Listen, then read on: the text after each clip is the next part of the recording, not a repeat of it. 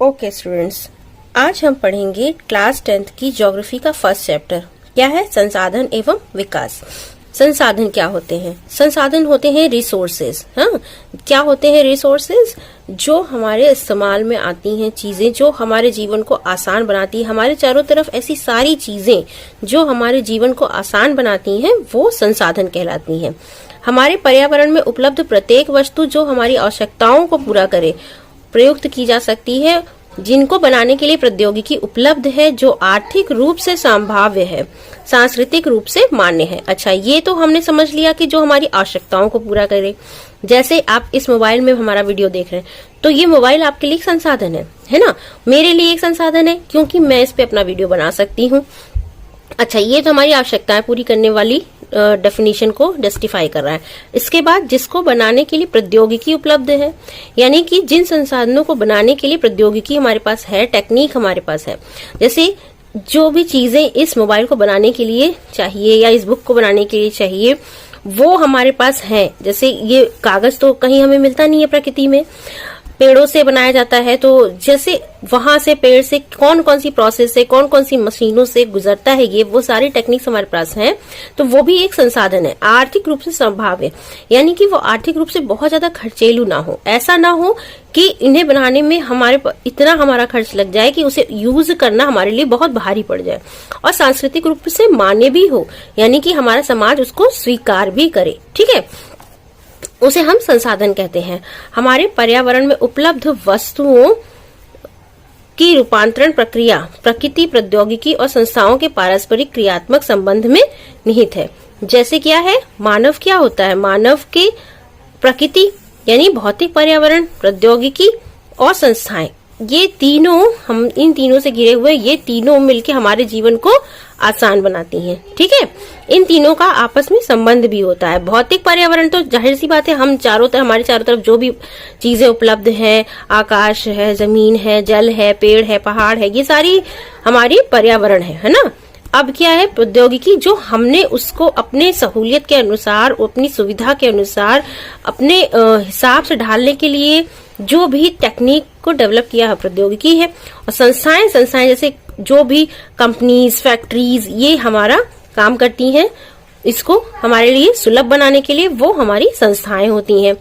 अब क्या है? क्या आप भी अन्य बहुत से लोगों की तरह संसाधनों को प्राकृतिक उपहार समझते हैं? जो संसाधन है वो हमारे लिए प्राकृतिक उपहार ही तो है, प्रकृति द्वारा हमें प्रदत्त हैं, ताकि हमारा जीवन और सुलभ हो सके और आसान हो सके। संसाधन मानवीय क्रियाओं का परिणाम होता है। मानव स्वयं संसाधनों का महत्वपूर्ण हिस्सा है। मानव खुद भी एक संसाधन है ना? मानव ऐसा संसाधन है, जैसे हम हैं, अभी छोटे हैं, माँ बाप अपने बच्चों को पालते उसका अच्छे से पढ़ाई लिखाई कराते हैं। क्यों? बड़े होंगे तो माँ बाप कमजोर हो जाएंगे, तो वो बच्चे अपने मम्मी पापा को सहारा देंगे, उनका ध्यान रखेंगे। ठीक है ना? तो एक तरह से मानव भी एक दूसरे के ऊपर डिपेंड है, एक दूसरे के लिए सुविधाजनक है। तो एक तरह से वो भी उन लोगों के लिए संसाधन ही हुए। ठीक है ना? वे पर्यावरण में पाए जाने वाले पदार्थों को संसाधनों में परिवर्तित करते हैं। अच्छा, मानव क्या करते हैं? जो हमें पर्यावरण में, आप जितनी भी चीजें इस्तेमाल करते हैं, वो आपने खुद बनाई है? नहीं, किसी ने बनाई है, किसी इंसान ने बनाई है। ठीक है, या इंसानों के समूह ने बनाई है। तो वो मनुष्य भी तो एक दूसरे के लिए संसाधन का काम कर रहे हैं, है ना? इन संसाधनों का वर्गीकरण निम्न प्रकार से किया जा सकता है। संसाधनों का वर्गीकरण हम उसकी उपलब्धता के, उसकी उपयोगिता के ऊपर आधार पे कर सकते हैं। किस आधार पे? उत्पत्ति के आधार पे। उत्पत्ति यानी वो किस तरह से हमें मिल रही है। जैव और अजैव। जैव से जैसे पता चल रहा है जिसमें जीवन हो, है ना? और अजैव जो जीवित नहीं है। आगे इसके बारे में डिटेल में पढ़ेंगे, अभी सिर्फ नाम, इंट्रोडक्शन जान लेते हैं। समाप्यता के आधार पर नवीकरण योग्य और अनवीकरण। नवीकरण से आपको समझ में आ ही रहा होगा, जिसको रिन्यूअल किया जा सके, जिसको पुनः पुनः बार बार यूज किया जा सके। और अनवीकरण, जिसको एक बार आपने इस्तेमाल किया, खत्म। कोयला जला लिया, खत्म। पेट्रोल यूज कर लिया, खत्म, है ना? स्वामित्व के आधार पर व्यक्तिगत, सामुदायिक, राष्ट्रीय और अंतर्राष्ट्रीय। स्वामित्व यानी जिसका अधिकार है, किसका अधिकार है उन संसाधनों पे, उस आधार पे भी संसाधनों को विभाजित करते हैं। व्यक्तिगत यानी किसी एक व्यक्ति के अंदर हो। सामुदायिक जैसे पार्क है, तालाब है, तो ये क्या है? सामुदायिक अधिकार में होता है। एक कॉलोनी के बीच में पार्क बना है तो वो पूरी कॉलोनी के लोग उस पार्क को यूज कर सकते हैं। एक गांव के बीच में कोई तालाब है तो पूरे गांव के लोगों को उस पर अधिकार है यूज करने का। ठीक, राष्ट्रीय अंतर्राष्ट्रीय, विकास के स्तर के आधार पर, यानी कि जिस आधार पे उनका विकास हो रहा है, जिस आधार पे वो विकसित हो रहे हैं, संभावी है या विकसित भंडार है या संचित कोष है। यही यहाँ पर आपको वही पूरी टेबल दी हुई है। संसाधन है, प्राकृतिक भी हो सकते हैं, मानवीय भी हो सकते हैं। अच्छा, मानवीय यानी मानव द्वारा बनाए हुए। प्राकृतिक भी दो तरह के हो सकते हैं, या तो नवीकरणीय होंगे या अनवीकरणीय। अगर नवीकरणीय है तो उनमें सतत या प्रवाह वाले होंगे, जैसे पवन या जल। और जैव यानी कि जो उसमें जैव में क्या हो सकता है, प्राकृतिक भी हो सकता है, वन्य जीव भी हो सकता है ना। प्राकृतिक वनस्पति जैसे वन, नदी, है ना। और दूसरा क्या है, वन्य जीव जंतु। अब क्या है, अनवीकरणीय में क्या है, पुनः चक्रीय वाले, जैसे धातु है, इसको पुनः पुनः आप यूज कर सकते हैं। और अचक्रीय जैसे कि जीवाश्म, जीवाश्म में वही पेट्रोल, डीजल, कोयला, यही सब आता है, बायोगैस। तो जीवाश्म तो बहुत लंबे टाइम के बाद बन पाते हैं, और वो एक बार बन गए तो उतना लंबा टाइम होगा तभी बनेंगे। जितने बन गए आप यूज करते जाओगे वो खत्म होते जाएंगे। ठीक है, चलिए अब आगे चलते हैं। ये है संसाधनों के प्रकार। संसाधनों के प्रकार हम यहाँ पढ़ रहे हैं उत्पत्ति के आधार पर। सबसे पहले हम उत्पत्ति के आधार पर पढ़ेंगे। जैव संसाधन, जैसा मैंने पहले बताया, जैव संसाधन यानी जिसमें जीवन हो। इन संसाधनों की प्राप्ति जीव मंडल में होती है और इनमें जीवन व्याप्त होता है, जैसे मनुष्य है, वनस्पति है, प्राणी है, मछली है, पशुधन है। ये सब जैव संसाधन है। अजैव संसाधन क्या है, वे सारे संसाधन जो निर्जीव वस्तुओं से बने होते हैं, उन्हें अजैव संसाधन कहते हैं। निर्जीव कैसे, जैसे चट्टाने हैं, धातुएं हैं, है ना, तो ये सब निर्जीव होते हैं। अच्छा, जो पौधे हैं वो जीव संसाधनों में आते हैं, ये तो आपने साइंस में पढ़ा ही होगा। हाँ, समाप्यता के आधार पर, समाप्यता यानी वो किस हिसाब से लिमिटेड है या अनलिमिटेड है, कब समाप्त हो रहे हैं, उसके आधार पर क्या होता है, नवीकरणीय योग्य संसाधन। नवीकरणीय यानी जिनको हम रिन्यू कर सकते हैं, बार बार यूज कर सकते हैं। अच्छा, इसके बारे में हम उदाहरण से भी जान सकते हैं। वे संसाधन जिसे भौतिक, रासायनिक या यांत्रिक प्रक्रियाओं द्वारा नवीकृत या पुनः उत्पन्न किया जा सकता है, उन्हें नवीकरण योग्य अथवा पुनः पूर्ति योग्य संसाधन कहते हैं, जिसको बार बार आप यूज कर सकते हैं। जैसे सौर मंडल, जो सौर ऊर्जा हम बनाते हैं या पवन ऊर्जा बनाते हैं, खर्च हो गई, फिर से सूरज तो हमेशा ही रहेगा ना, तो सूरज से हम हमेशा ये एनर्जी ले सकते हैं और उससे सौर ऊर्जा बना सकते हैं। पवन हमेशा चलती रहेगी, पवन नहीं खत्म होगी। जल तो खैर खत्म हो रहा है, वन भी है, लेकिन वन को दोबारा लगा के हम यूज कर सकते हैं, इसलिए इसमें रखा गया है ना। तो ऐसे संसाधनों को हम नवीकरण योग्य संसाधन कहते हैं। अनवीकरण योग्य संसाधन क्या होते हैं, इन संसाधनों का विकास एक लंबे भूवैज्ञानिक अंतराल में होता है ना। जैसे अनवीकरण, जैसे कोयला, एक बहुत लंबा टाइम बीतता है तब जाके कोयला बनता है, बहुत लंबा टाइम बीतता है तब जाके खनिज तेल बनता है, पेट्रोल, डीजल, ये सब बनता है। तो वो उतना लंबा टाइम चाहिए आपको, हजारों वर्ष चाहिए, तब जाके वो बनेगा, लाखों वर्ष के बाद बनेगा। इनमें से कुछ संसाधन जैसे धातुएं पुनः चक्रीय है, और कुछ संसाधन जैसे कि जीवाश्म ईंधन अचक्रीय है, एक बार के प्रयोग में ही वो खत्म हो जाएगा। लेकिन धातुएं क्या है, धातुएं एक बार प्रयोग में खत्म नहीं होती हैं, है ना। धातु खत्म तो होती नहीं है। जैसे आपने लोहा यूज कर लिया है कहीं ट्रेन वेन में, फिर उसके बाद वो रिटायर हो जाता है, उसकी एज खत्म हो जाती है उस पर्टिकुलर काम के लिए, लेकिन लोहा नहीं खत्म होता, है ना। आप उसको दूसरी चीज में यूज कर सकते हो, उतना एफिशिएंट नहीं होता, लेकिन उसकी क्वांटिटी नहीं खत्म हो जाती। स्वामित्व के आधार पर, स्वामित्व यानी किसका उसके ऊपर अधिकार है, किसका उस संसाधन के ऊपर अधिकार है। जैसे व्यक्तिगत संसाधन, व्यक्तिगत संसाधन यानी किसी एक व्यक्ति का उस पर अधिकार हो, जैसे आपका घर है, आपका खेत है, आपका फील्ड है ना। तो वो सब क्या है, एक पर्टिकुलर व्यक्ति के अधिकार में भी होता है, उसे कहते हैं व्यक्तिगत संसाधन। एक फैक्ट्री है किसी की। संसाधन निजी व्यक्तियों के स्वामित्व में भी होते हैं। बहुत से किसानों के पास सरकार द्वारा आवंटित भूमि है, जिसके बदले में वह सरकार को लगान चुकाते हैं। गांव में बहुत से लोग भूमि के स्वामी भी होते हैं और बहुत से लोग भूमिहीन भी होते हैं। शहरों में लोग भूखंड, घरों व अन्य जायदाद के मालिक होते हैं। बाग, चारागाह, तालाब और कुओं का जल आदि संसाधनों के निजी स्वामित्व के कुछ उदाहरण। कभी कभी ऐसा होता है कि कुछ एक कुआं है वो किसी ने अपने से बनवाया है, तो उनका उस पर अधिकार है। तो ये व्यक्तिगत संसाधन वाली चीजें हो गई। हाँ, अब सामुदायिक स्वामित्व यानी जिस पे एक पूरे समुदाय का, जैसे मैंने पहले ही बताया कि अब यहाँ पर क्या उदाहरण दिया है, जैसे गांव में शामिलात भूमि यानी चारण भूमि, जिसमें गाय चरती हैं या जो घास खाने वाले जानवर होते हैं। शमशान भूमि है, उसको पूरा गांव यूज कर सकता है। तालाब है इत्यादि। तो इस तरह से गांव में होती हैं। और नगर क्षेत्र में क्या है, जैसे पार्क हो गया, पिकनिक स्थल हो गया, खेल का मैदान हो गया, ये क्या है, ये पूरे उस शहर के यूज की चीजें होती हैं। वहां पूरे आपकी कॉलोनी में कोई पार्क है तो वो पूरी कॉलोनी के लोग वहां जाके उसको यूज कर सकते हैं। कोई पिकनिक स्पॉट है, यूज कर सकते हैं। खेल का मैदान है, यूज कर सकते हैं। अब हम पढ़ेंगे राष्ट्रीय संसाधन। राष्ट्रीय संसाधन क्या होते हैं, जैसे किसी एक राष्ट्र का उनके ऊपर अधिकार होता है। जो राष्ट्र का एरिया होता है, ठीक है, उसके अंदर जितने भी संसाधन होंगे, यहाँ जितने पहाड़ होंगे, नदियां होंगी या पर्वत होंगे या जो भी खनिज पदार्थ होंगे, जो भी चीजें होंगी, उस पे उस राष्ट्र का अधिकार होगा। तकनीकी तौर पर देश में पाए जाने वाले सारे संसाधन राष्ट्रीय होते हैं। देश की सरकार को कानूनी अधिकार है कि वह व्यक्तिगत संसाधनों को भी आम जनता के हित में अधिग्रहित कर सकती है। आपने देखा होगा, सड़कें हैं, नहरें हैं, रेल लाइनें हैं, व्यक्तिगत स्वामित्व वाले खेतों में बनी होती हैं। यानी कि जैसे कभी कभी होता है कि वहां रेलवे लाइन बिछ रही है तो उसमें किसी का खेत चला गया है, उसमें यूज हो गया है, लेकिन ये सरकार के पास राइट है कि वो इस एरिया को यूज कर सकती है। वो सरकार की ही प्रॉपर्टी में आता है, भले ही सरकार इसके बदले आपको मुआवजा दे दे। ठीक है। अब क्या है, शहरी विकास प्राधिकरणों को सरकार ने भूमि अधिग्रहण का अधिकार दिया हुआ है। जैसे शहर में आप देखते हो सड़कें जाती हैं, हाईवे बनता है, तो उसमें कितने लोगों के खेत वेत चले जाते हैं ना, तो उसमें क्या है, सरकार उसको मुआवजा दे देती है। लेकिन सरकार के पास ये राइट है कि वो आपसे ये एरिया ले सकती है किसी भी तरह के विकास के कार्य के लिए। सारे खनिज पदार्थ, जल संसाधन, वन्य जीवन, राजनीतिक सीमाओं के अंदर सारी भूमि, 12 समुद्री मील तक महासागरीय क्षेत्र, भूभागीय समुद्र व इसमें पाए जाने वाले संसाधन राष्ट्र की संपदा होते हैं। जैसे कि ये भारत का नक्शा है, यहाँ तटीय क्षेत्र है, यहाँ से आप 22.2 किलोमीटर तक की जो दूरी होगी, उतनी एरिया में जितने भी संसाधन होंगे उस पे भारत का ही अधिकार होगा। अंतर्राष्ट्रीय संसाधन। अब अंतर्राष्ट्रीय संसाधन वो होते हैं जिसपे अंतर्राष्ट्रीय संस्थाओं का अधिकार होता है। कुछ अंतर्राष्ट्रीय संस्थाएं हमारे यहाँ बनाई गई हैं, जैसे यूनेस्को है ना, और WHO है। तो ये सब क्या है, कुछ अंतर्राष्ट्रीय संस्थाएं संसाधनों को नियंत्रित करती हैं। तट रेखा से 200 समुद्री मील दूर, यानी कि जितना एरिया आपको दे दिया गया है इससे दूर, 200 समुद्री मील दूर से जितना भी समुद्र में क्षेत्र है, उसमें अगर आप कोई चीज करना चाह रहे हैं, उसके लिए आपको अंतर्राष्ट्रीय संस्थाओं से परमिशन लेनी पड़ेगी।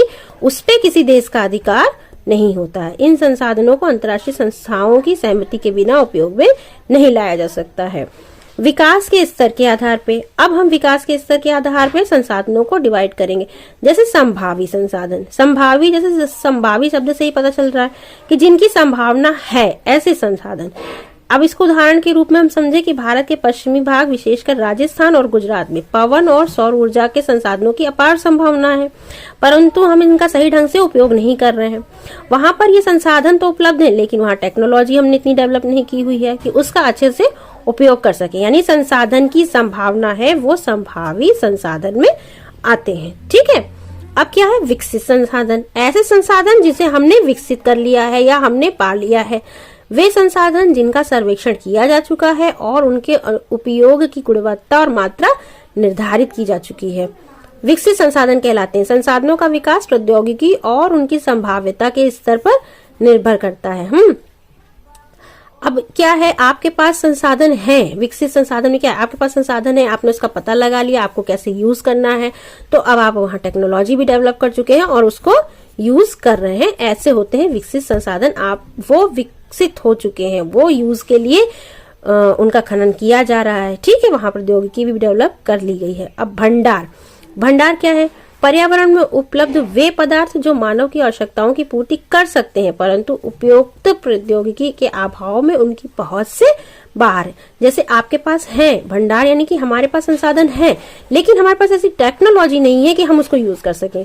अब यहाँ जैसे हाइड्रोजन गैस का एग्जांपल दिया, जो वाटर है उसमें हाइड्रोजन ऑक्सीजन दोनों गैस है, और हाइड्रोजन जो है वो ऊर्जा का मुख्य स्रोत भी है, लेकिन हमारे पास इतनी अच्छी और इतनी सस्ती टेक्नोलॉजी नहीं। देखो, दोनों चीज होनी चाहिए। टेक्नोलॉजी, अब तो आप कहोगे कि हाइड्रोजन गैसेस की कार्स वगैरह भी आने लगी हैं, हाँ आती हैं, लेकिन उस चीज को, उस हाइड्रोजन को अलग करने की जो टेक्निक है वो इतनी महंगी है कि वो इतनी एफिशिएंटली हम यूज नहीं कर सकते हैं, है ना। वो ऐसे भी होना चाहिए, आर्थिक रूप से भी हमारी क्षमता में आना चाहिए। ये नहीं कि बहुत महंगी टेक्नोलॉजी हो जाएगी तो उसको अलग करना ही इतना महंगा हो जाएगा कि वो हमारे लिए, अब कभी आप देखिए, अगर वाटर में से हम हाइड्रोजन, कोई भी कंपनी है अगर वो इसको एक्सट्रैक्ट कर रही है, हाइड्रोजन एनर्जी आपके लिए बना दी है, हाइड्रोजन व्हीकल आपको दे दिए, लेकिन जितनी लागत लगेगी वो आपसे वसूलेगी। अगर वो आपसे जो है 1000 में 1 लीटर आपके उसमें डाल रहा है, तो क्या वो आपके लिए सस्ता है, आपके लिए एफिशिएंट है? नहीं। वही यहाँ कहने का मतलब, भंडार तुम्हारे पास है, संभावना तुम्हारे पास है, संसाधन है, हमें पता है, लेकिन हमारे पास अभी ऐसी टेक्नोलॉजी नहीं है, ऐसी सस्ती टेक्नोलॉजी नहीं है कि हम उसको एफिशिएंटली यूज कर सके। इसलिए ऐसे संसाधन को हम भंडार संसाधन कहते हैं। संभावी और भंडार में अंतर होता है।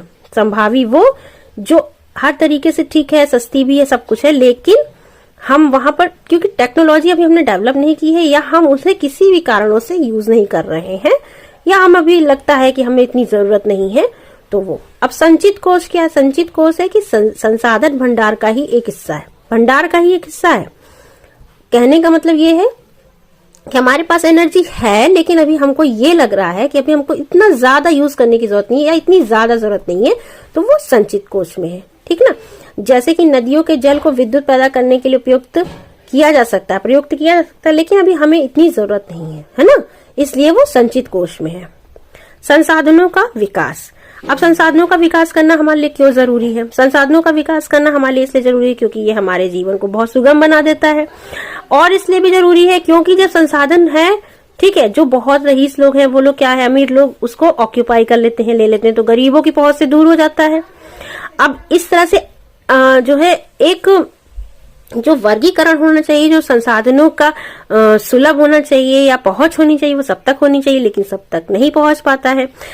अमीर लोगों के पास ज्यादा संसाधन होते हैं, ज्यादा अच्छे से वो यूज कर सकते हैं, और गरीब लोग उससे अछूते रह जाते हैं, या बहुत ज्यादा अननेसेसरी यूज करा जाने लगता है ना? तो ये क्या है कि संसाधन जिस प्रकार मनुष्य के जीवन यापन के लिए अति आवश्यक है, उसी प्रकार जीवन की गुणवत्ता बनाए रखने के लिए भी महत्वपूर्ण है ना? संसाधन हमारे जीवन को आसान बनाते हैं, अच्छा बनाते हैं, उसकी क्वालिटी बढ़ाते हैं, है ना? ऐसा विश्वास किया जाता था कि संसाधन प्रकृति की देन है। परिणाम स्वरूप मानव ने इसका अंधाधुंध प्रयोग किया। जैसे कि आप वन देख लीजिए, अंधाधुंध उसका कटाई की गई, ये नहीं सोचा गया कि आगे क्या होगा, भविष्य में क्या होगा। इससे परिणाम क्या हुआ? कुछ व्यक्तियों के लालच में संसाधनों का हाश हो गया, यानी कमी आ गई। संसाधन समाज के कुछ ही लोगों के हाथ आए, जिससे समाज दो हिस्सों, संसाधन संपन्न और संसाधनहीन, अर्थात अमीर और गरीब में बट गया। संसाधनों के अंधाधुंध शोषण से वैश्विक परिस्थिति संकट पैदा हो गया, जैसे भूमंडलीय तापन, ओजोन परत अवक्षय, पर्यावरण प्रदूषण, भूमि निम्नीकरण। तो ये सब हमारे पास इसलिए हुआ क्योंकि संसाधन तो है, लेकिन हमने उसका ठीक तरीके से उपयोग नहीं किया। अब मानव जीवन की गुणवत्ता और विश्व शांति बनाए रखने के लिए संसाधनों का समाज में न्याय संगत बंटवारा आवश्यक हो गया। यदि कुछ ही व्यक्तियों तथा देशों द्वारा संसाधनों का वर्तमान दोहन जारी रहा, तो हमारी पृथ्वी का भविष्य संकट में है। अब आप देखते ही हैं कि प्रदूषण की वजह से नई नई तरीके की बीमारियां हो गई हैं, क्योंकि टेम्परेचर इतना ज्यादा बढ़ गया है कि ग्लेशियर पिघल रहे हैं। ग्लेशियर पिघलने की वजह से कितनी सारी दिक्कतें आ रही हैं, पानी की कमी होती जा रही है। तो ये सारी दिक्कतें अगर ऐसे ही चलती रही तो पृथ्वी का भविष्य क्या है? खत्म है। आने वाली पीढ़ियों का भविष्य खत्म हो जाएगा। इन चीजों को रोकने के लिए एक कॉन्सेप्ट लाया गया, सतत पोषणीय विकास।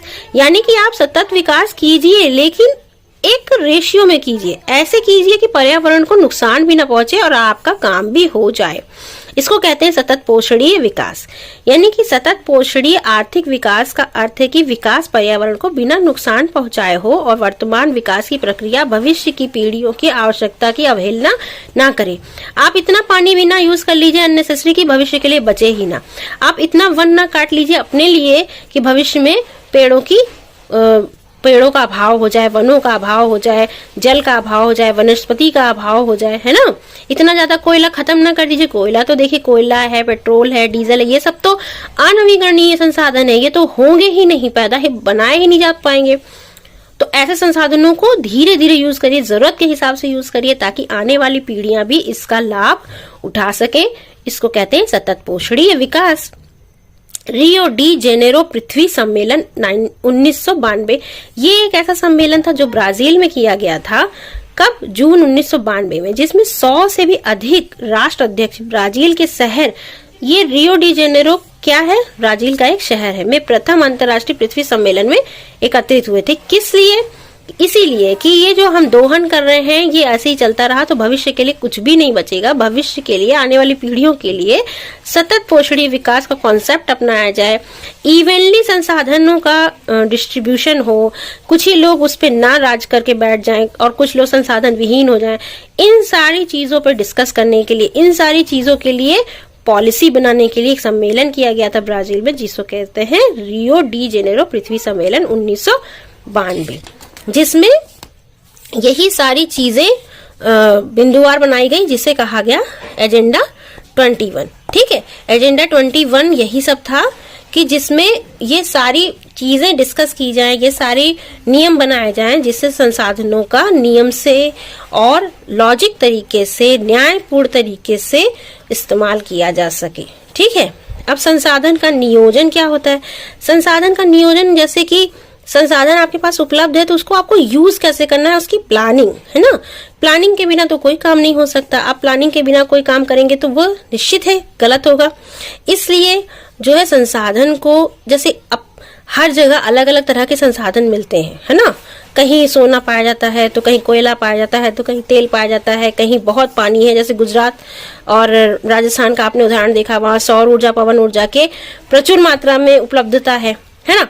ऐसे ही पूरे देश में आपके संसाधन बिखरे पड़े हैं, तो हर तरह के संसाधनों का किस तरह से यूज करना है, वहां के लोग लाभान्वित ना हो, दूसरी जगह के लोग भी लाभान्वित हो उन संसाधनों से, इसकी प्रॉपर योजना बनाई जाए, है ना। वहां से कैसे उत्पादन किया जाए, दूसरी जगह तक कैसे डिस्ट्रीब्यूशन किया जाए, इन सारी चीजों की योजना, प्लानिंग जो बनाई जाती है वो आता है संसाधन नियोजन में।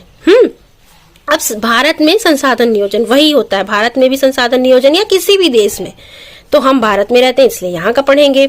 संसाधन नियोजन एक जटिल प्रक्रिया है जिसमें निम्नलिखित सोपान होते हैं, ये स्टेप होते हैं। पहला, देश के विभिन्न प्रदेशों में संसाधनों की पहचान कर ली जाए, किस देश में कौन से संसाधन मिलता है, किस प्रदेश में, पहचान करके उसकी टेबल बना ली जाए, तालिका बना ली जाए। भाई उत्तर प्रदेश में ये चीज मिलती है, झारखंड में ये मिलती है, गुजरात में ये मिलती है। ठीक है, फिर उसके बाद उसका सर्वेक्षण किया जाए, रिसर्च की जाए और उसका एक मानचित्र बना लिया जाए कि ठीक है, हमें ये पता चल गया कि इस प्रदेश में हमें ये चीजें मिलती हैं। अब उसके बाद क्या मिलेगा? संसाधन विकास योजनाएं लागू करने के लिए उपयुक्त प्रौद्योगिकी, कौशल और संस्थागत नियोजन ढांचा तैयार करना। अब हमने ये जान लिया कि फला जगह ये चीजें मिलती हैं। अब हमें कौन कौन सी टेक्नोलॉजी डेवलप करनी है, कौन कौन से कौशल, यानी कि कौन कौन सी टेक्निक, कौन कौन सी स्किल लगानी है ना। अलग अलग प्रौद्योगिकी के लिए, अलग अलग काम के लिए अलग अलग कौशल होता है। कौशल क्या? जैसे कोई बहुत अच्छी चूड़ियां बना लेता है, कोई बहुत अच्छे जूते बना लेता है, कोई बहुत अच्छे चमड़े के काम कर लेता है। ये अलग अलग कौशल है। हाँ, अलग अलग काम के लिए अलग अलग कौशल डिसाइड करना, अलग अलग टेक्निक बनाना, संस्था यानी अलग अलग फैक्ट्री बनाना, इन सब का ढांचा बनाना कि ये कैसे, कहाँ, कैसे काम करेंगी, है ना। ये सारी चीजें डिसाइड करना स्टेप 2 में। स्टेप 3 में हम क्या कर रहे हैं? संसाधन विकास योजनाओं और राष्ट्रीय विकास योजनाओं में समन्वय। अब राष्ट्र है, राष्ट्र के अंदर वो शहर होगा जहां, तो उस शहर का, उस प्रदेश के साथ, प्रदेश का राष्ट्र के साथ समन्वय होना चाहिए कि भाई किस हिसाब से खनन होगा, किस हिसाब, कौन उसमें पैसा लगाएगा, कौन उसको डिस्ट्रीब्यूशन करेगा, ये सारी चीजें।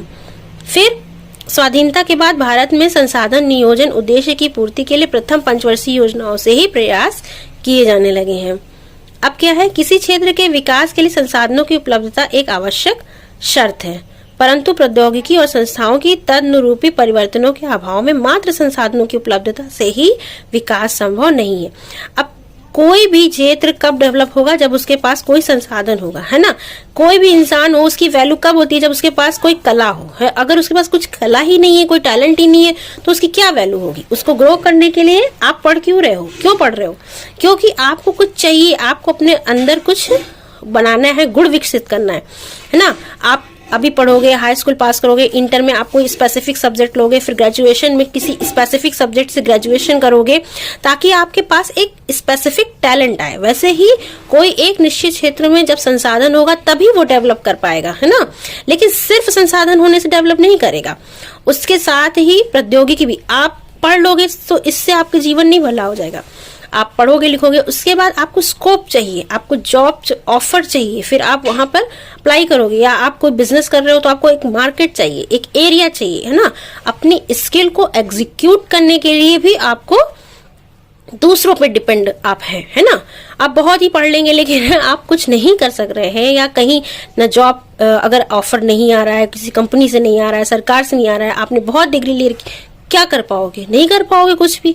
उसी तरह से बहुत संसाधन है किसी एरिया के पास, लेकिन उसके पास टेक्नोलॉजी नहीं है उसे एग्जीक्यूट करने की, तो भी वो डेवलप नहीं कर पाएगा। अब क्या है, देश में बहुत से क्षेत्र हैं जो संसाधन समृद्ध होते हुए भी आर्थिक रूप से पिछड़े प्रदेशों में गिनती आती है। इसके विपरीत कुछ प्रदेश ऐसे हैं जो संसाधनों की कमी होते हुए भी आर्थिक रूप से विकसित है। ठीक है, कुछ के पास ऐसा है जिनके पास संसाधन है लेकिन फिर भी वो डेवलप नहीं कर पा रहे, और कुछ ऐसे हैं जिनके पास संसाधन नहीं है लेकिन वो आर्थिक रूप से डेवलप है, वो बाहर से एक्सपोर्ट कर लेते हैं, बाहर से अपनी फैक्ट्री बना लेते हैं, या कहीं और जाके फैक्ट्री बना के वहां से एक्सपोर्ट करके वो बैलेंस बना लेते हैं। अब पढ़ना है संसाधनों का संरक्षण। संरक्षण माने रक्षण, उनको संभाल के रखना। संसाधनों का संरक्षण भी बहुत जरूरी होता है। संसाधन किसी भी तरह के विकास में महत्वपूर्ण भूमिका निभाते हैं, परंतु संसाधनों का विवेकहीन उपभोग और अति उपयोग के कारण कई सामाजिक, आर्थिक और पर्यावरणीय समस्याएं पैदा हो सकती हैं। यानी कि अगर हमारे पास संसाधन है, जल है हमारे पास, पर्यावरण है, अच्छा हम सांस ले रहे हैं, ऑक्सीजन है, सब कुछ है, लेकिन हम इनका गलत तरीके से उपयोग कर रहे हैं, हम इतना ज्यादा पॉल्यूशन फैला दे रहे हैं, इतनी बीमारियां हो जा रही, तो ये अगर हम गलत तरीके से यूज कर रहे हैं तो ये हमारे लिए अच्छा नहीं है, आगे वाली पीढ़ी के लिए अच्छा नहीं है। इसका मतलब हमें इसका संरक्षण करना चाहिए, हमें इस तरीके से इन चीजों का उपभोग करना चाहिए कि ये लंबे टाइम तक चले। इसी को हम कहते हैं संसाधनों का संरक्षण। हमें संसाधनों के संरक्षण करने के लिए बहुत सारे उपाय करते रहना चाहिए। ठीक है, आज हम यहाँ तक पढ़ चुके हैं, आगे हम पढ़ेंगे कि कौन कौन से संसाधन है, कौन कौन से उनके प्रकार है।